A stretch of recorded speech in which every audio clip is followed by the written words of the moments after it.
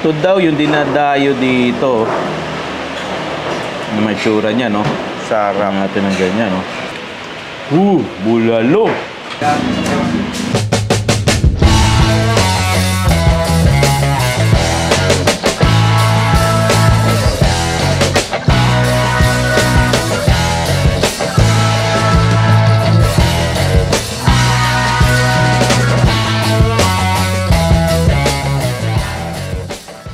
Nanay Rustin, ako, magandang araw sa iyo. Salamat sa pagtanggap mo sa akin, Sol Food Tourism and Adventure, no? Dito sa inyong Pochoks. Bangusan na, saan nanggaling yung pangalang Pochoks? Yung Pochok Bangusan. Kaya naging po, iba ang pangalan nito nung una. Nung aming ilapit ito sa DTI, napakaraming pangalan daw, halos buong Pilipinas yung aking pangalan na sinasabi. Ano yung unang pangalan nito, Nay? All in. Okay. All in. Ang dahil kagaya. Maraming kapareha. Ginaya ko naman itong all in kasi minapanood akong Korean novela. Na gusto ko istorya. Ginaya ko yan. Dahil all in, maganda rin yun eh, di ba? Yun. Ngayon, sabi sa amin sa DTI, ay napakarami na inay. Halos buong Pilipinas na merong may-ari niyan, magtutulad-tulad. Wala ka bang maisip? Ay nagkataong katabi ko yan si Pocho. Manugang ko yan. Ay di, sabi ko sa bagay, ang pangalan naman ito ka ako ay Pocho. Ay isa na natin ipangalan. Sino po ba ang Pocho? Ito. Tingnan mo nga kung may Pocho dyan. Ay, wala pa, inay. Mabigong unit yan, sabi sa akin sa DTI. O sige, Pochok Bangusan na mula ngayon. Doon mo na nanggaling pangalan? Doon nanggaling. Oo, kaya naging Pochok. Kaya nga yung iba, pag sinabing Pochok, at sasabihin dyan, ay pabili kami ng isang Pochok. Sagot ko naman, ay hindi po yan po. Ang pangalan po, ito yung Bangus. Ito po si Pochok, manugang ko. Kaya sabi, ay, no, sorry, hindi namin alam. Makala namin pangalan ng Bangus. Ng Bangus. Okay. Ayun, ay di doon na nagtuloy-tuloy na yung aming konyan. Pagkain niya ng kulang Bangus na yan. Yung simulan niyan, ay talaga yun yung una, nakaano pa lang yan. Yung buo, nilalagyan lang ng... Yung isang klase ng style ng pag-iihaw, no? Oo, yung mga nakaganyan ba? Ito, sinasaksakan lang ang palaman. Pero hindi siya boneless. Kaya lang naging boneless yan. Pero nga, may nag-order sa amin na gusto nila boneless. Ay, on the spot na. On the spot, sabi ko, ay hindi po namin, mabibiyak namin, pero hindi namin mabuboneless. Hindi namin po kakayanin. Pero mabibiyak namin, kung payag kayo, sa inyong ino-order na yan, ibibigay namin. Ngayon din, maghintay lang kayo kako ng mga isang oras. Ay sige na Ika, gayon na nga. Ay, hindi nga boneless. Ay, narinig ng mga iba. Ay gusto rin namin gano'n kahit na Ika hindi boneless. O sa sige, bilang gusto niya pagbigyan. Ay dyan ginawa ng anak ko, kinabukasan, nagtanong din sa palengke kung may nagbo-boneless. Ay meron, mura pa noon.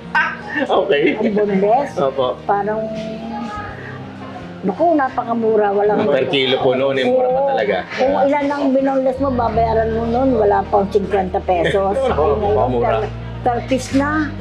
Kaya, nung laging boneless na kinabukasan, ayun ang ginawa namin. Ayun, nagsimula na mga tao, dyan na nagsimula. Ay, kaya pala, ito yung mga tinda nyo ngayon, nakabuka na ng ganyan, nakabuka. Lahat gusto nakabuka. Kaya sabi ko, lahat kayo mahilig sa buka. Ay, masarap naman talaga nakabuka eh. Sabi ko kaya, hindi sabi ito si nanay. Ay pinag-uusapan natin, Bangus, hindi kung ano. Bangus ang pinag-uusapan natin, hindi kung anong nakabuka. Sabi ko ganito, tawanan sila yung mga suki namin. Ayun na. Puro ba yan ang gusto talaga? Ayun ang gusto nila hanggang sa ngayon. Almost 15 years. Wow! Grabe. Oo. Napakatagal na pala na yan. Nung nagsimula kayo nung 15 years ago, Nay, ito ba, ang tinda nyo ganyan nakarami? Hindi pa. Ilang po tayo pa lang yan? Ilang po tayo lang. Pero siguro mga 10 lang. Kaya lang, alam mo nang unang panahon, mura. Hindi tulad ngayon na mataas. Ang presyo. Ang presyo. Kaya noon, kahit paano, yun yung liempo, magkano lang kilo noon, 90. Ngayon 300 na po, no? 390. Nagdagdagan ng 300. Nagdagdagan ng 300. Ito, Nanay Rostino, ano po kayang sikreto nyo ni Ate Pochok? Dalawa kayo. Sa mga pagkain na to, bakit? Alam mo, napakadami kumakain. Ang gumagawa ng menu ako, Opo. ako nag-iisip. Opo. Ang namamalengke yung anak kong lalaki. Oh. Yung asawa ni Pochok. Opo. Ang nagluluto si Pochok, tinutulungan ko kung paano Oh. yari nito, Opo. ganito ang gagawin mo sa luto. Wow. Tapos, pag naroon sa labas, ako na nag-a-arrange para maayos, para maganda. Opo, I see. Tinuturo ko ngayon sa aking mga kasamahan sa bahay. Ito pang, ay Opo. ganito ang gagawin nyo ha. Kailangan malinis ito. Wow. Ang gagamitin ng mga pangkulas, malinis. Baka pag nakakita ko ako pa, papaluin ko kayo. Alam mo naman kapag tao, mapaghanap yan. Pag nakita niya may konting dumi, hindi naman lahat ng tao mabiblis natin. Meron yung nasa kanilang bahay, hanapin sa restaurant, hindi naman pwede, di ba? Yes. Kaya sabi ko sa kanila, basta lagi yung sasagot, kalmado, kahit ba nakakasalita ang customer na medyo maano, alam pa sinaninit. Opo. Yun ang aking ano, tapos Galing. yun yung lasa. Opo. Sabi ko, Ketchuk, ayusin mo ang lasa. Kahit pa ang tao gusto ko pag kumain, Opo. umalis man nakangiti. Wow. Kasi Galing. nakakain siya ng affordable na presyo, tapos nakangiti pa kayo nakikipag-ano kayo sa tao. Dahil masarap. Ay, masarap na sa kalooban nila, huwag susuplada. Ayun nga, ang ganun lang. Salamat. Maraming salamat sa inyo. Nagustuhan niyo ang pagkain namin at sana magkita pa tayong muli. Thank you, Nanay Rosti. Pochok's Bangusan! Naku, Karinderya edition na naman tayo, Chef. At nandito nga po tayo sa Roses Avenue, Don Alejandro. Don Alejandro. Yes. Ang daming kumakain, ang daming pumupunta. Dami. Ang daming delivery riders nating mga minamahal na nakatambay.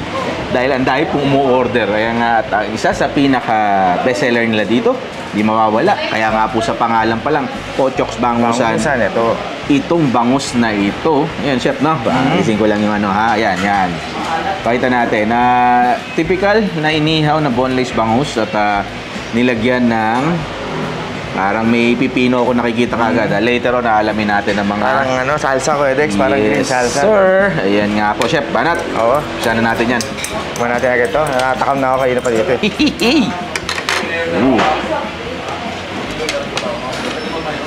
Mga Chef, ano mo kaagad? Bigyan mo kaagad ng isang matinding pampalasa dyan. Anong verdict mo kaagad? Ayan, no? Bigyan na natin kaagad ng verdict yan. Kuha natin. Yan na, Chef. Ayan. Wow. Okay. Gada. Kuha natin. Yun. Mapangyum ka, Chef, ah. Medyo ko lang dito yung mga appetizer natin. Meron ako in-order ditong mangga at talong na may bagoong salada. So, anong ano mo, Chef? Anong dating? Simple lang ko. Edex, naluto nila. Presko yung ano, green salsa nila. Okay. Yun ang parang isa sa mga uniqueness niya. Oo. Fresh, ah. Wala masyadong ano. Hindi malalim yung mga seasoning, yung mga magic sarap. Ganun. Walang ganon. Oo. Basic na inihaw nating Pinoy. Bangus. Siguro sa pinupuntahan nila yun. Yan, no? Chef, konting ano. Meron lang po ako na-order dito na gustong tikman. Dahil paborito ko ito. Ayan. Chef, tingnan mo yan. Ang lalaki. Bihod. Noy. Yan, oo. Makakakain natin dyan. Tingnan mo yung bihod na yan, no? Nagkaubusan kagad nito, Chef. Buti na-secure ko. Nakita ko po kasi meron pagtinda si Ate Pochok, no? At, bibihira lang yung mga nagsiserve ng ganito eh. yung bihod. Oo, bihod na yan. Ginataang bihod, Chef, ha? Ayan yan. Pero sila dito ko, Edex, bulalo. Bulalo. Ano? Kita ko yung litid.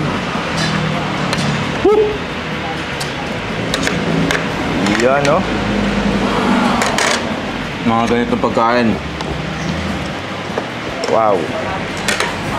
Kailangan gagamitin natin ang ating mga palad at kamay. Banat. Sarap ng bihon. Sana namang sarap na lutong bahay. Well, hindi mo na guro ka-questionin. Sa dami po na kumakain, ibig sabihin, may quality yung pagkain. Although parang karinderya tayo siya, mga Noy. Namin na tayo napuntahan ganito, chef. Oo. Isa, ang Pochok's Bangusan. Masasabi kong double check. Ayan. Ayos Dahil sa ayos. lasa. Sarap. So gusto ko yung ganito, yung mga lasang ganito. Luto ng nanay na parang, alam mo yun, wala masyadong pakulo or gimmick, no? The basic goodness of Filipino food. Yan. Sarap oh. So, tikman natin ito, ano. Yeah. Sabi na, unique daw sa kanila to kasi Ay, oo. kinilaw na puso ng saging. Ma. Bakit? Meron nakakita ng ganito kay Lex, ah. Alam mo gawin? Basta tanghon to, oh. May sotang hon. May kasama, oh. Bakit ah? Iba Bakit natin? nga, ano? Walang ulit tong sabaw. Lasa siya. Pwede pang appetizer din, sarap. Ah, talaga? Oh, Galing. hindi nyo na itatanong mga Noy at mga kakay, no? Isa po ako sa chef kasi mahilig. Pagdating, uy, taga, iwalay eh. Mahilig sa appetizer. Yan. Mahilig ako sa ganyan, chef. Gusto ko laging may ganyan sa... Pagpagana, no? Oo. Kaya sabay-sabay mo. Nagsasabay ko pag ganyan eh. Uy, ang lambot oh. Kita niyo po yun? Oh. Dahil ko pampagana ko talaga yung mga ganyan. Appetizer. Kaya nakita ko may mangga, talong, ensalada. Orderan ko kaagad. Hindi ko muna tayo sabaw.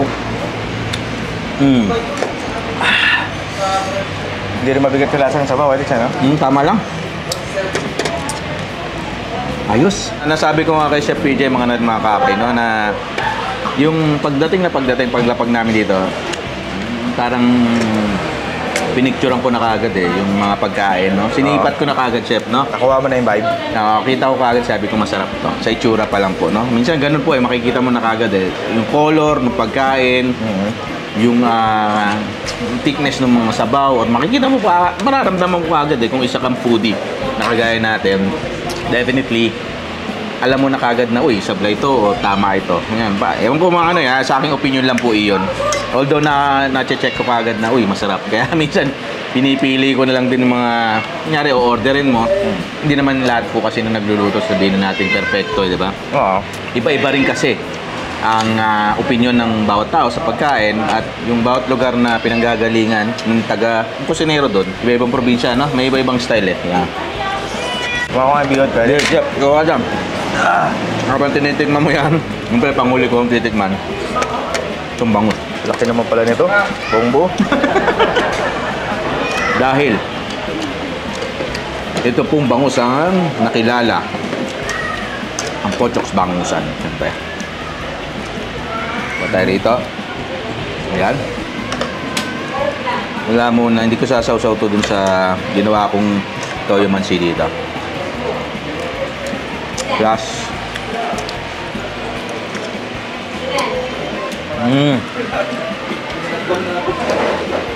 yung bangus, Chef, walang ganong alat, no? Yung nasa ibabaw pong ito yung nagpapaalat dun sa karne ng bangus. Nagko-complement ka dun sa karne ng bangus. Ang lalo siyang ano, sabihin ko ng explosive yung lasa, Chef. Sarap, no? Sarap. Tama. That's why lagi mo kumakain. Sa mga pupunta rito, address, pakita natin, ha? At siyempre, serve sila dito ng, ayan, nakalagay na sa mga, ano nila dito sa tarpaulin eh. Breakfast, lunch, dinner, ha? Mula alas 7 ng umaga. Hanggang alas 8. Iyan, no? Kita mo naman. Pochok's Bangusan. Maraming salamat, ha? Mga kakay. Thank you din sa mga kakay at mga nanay natin dyan na patuloy na sumusuporta sa akin ni Sol, no? Kaya nanay, na ano natin eh, na papahinga na yun, tumayo eh. Thank you, Nay. Salamat po. Ayan, Chef, may babatiin ka ba? Wala pa eh. Wala ko meron na. Uy, supportan natin. Produktong atin, pagmamahal para sa bansang Pilipinas. Ako po ang inyong likod. Si Kuya Des, kasama pa rin si Chef PJ? yun, no? Pagmamahal, oh. Bye!